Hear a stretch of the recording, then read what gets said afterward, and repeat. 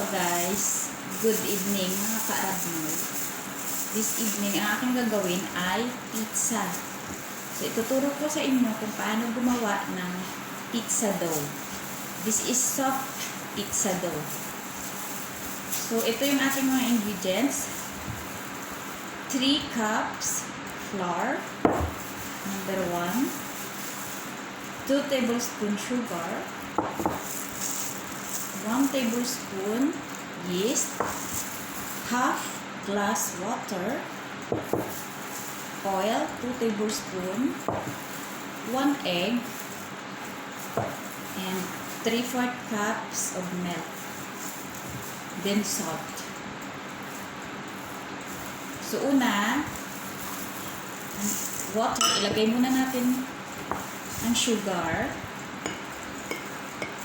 sa water, then the yeast,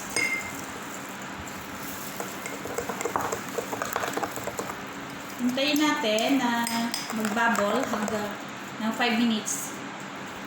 Magbubble siya ng konti para bago ilagay natin dito sa ating flour.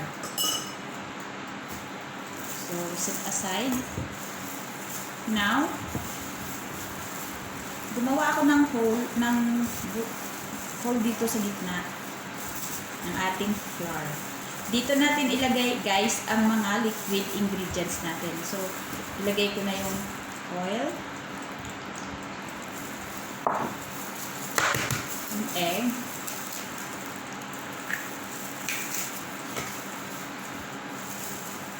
yung milk,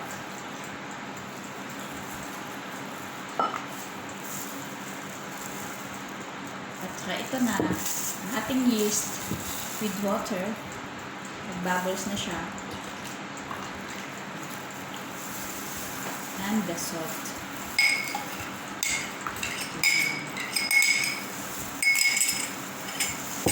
Tapos, i-mix lang natin siya.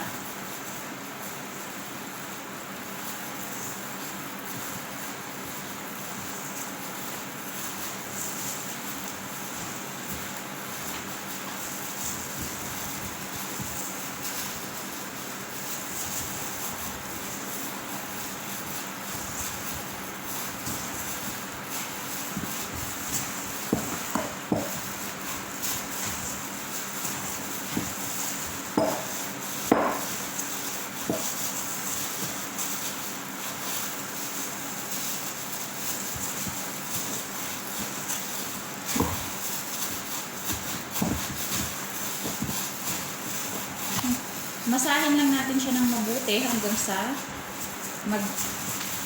maging soft at wala na siyang buo-buo.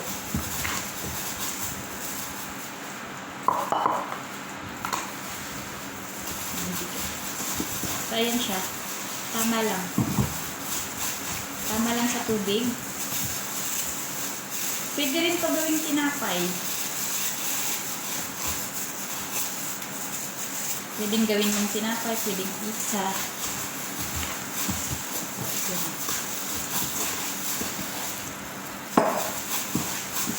Habang minamasa ko ang aking pizza dough, iniinit ko na yung oven. Nire-reheat ko na yung oven para doon natin ilalagay. I-off yung oven, tapos ilagay ito para mabilis siyang mag-alsa. Paaalsahin natin siya ng 30 minutes bago natin gawing pizza.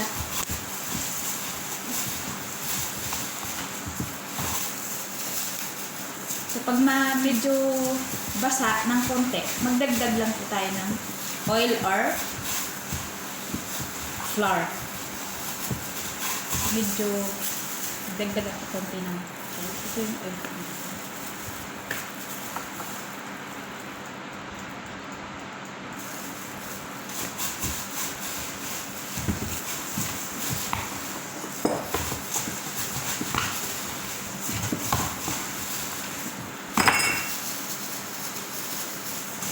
Hindi maganda yung gloves ko kasi naubos na yung aming rubber na gloves. Plastic na lang natira.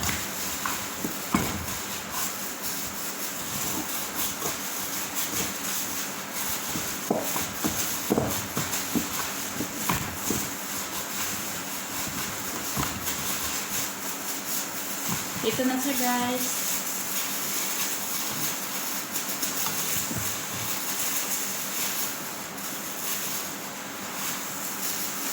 Ngayon, ilagay natin siya sa oven. At paalsahin siya ng 30 minutes. 30 minutes, ano na siya, magdo-double ng kanyang ang laki. So, that's it for today, guys. Sana nagustuhan nyo ang aking video. How to make pizza dough. Thank you very much for watching. Kung nagustuhan nyo ang aking video, please subscribe and click the bell button para palagi po tayong updated sa ating mga bagong video na i-upload.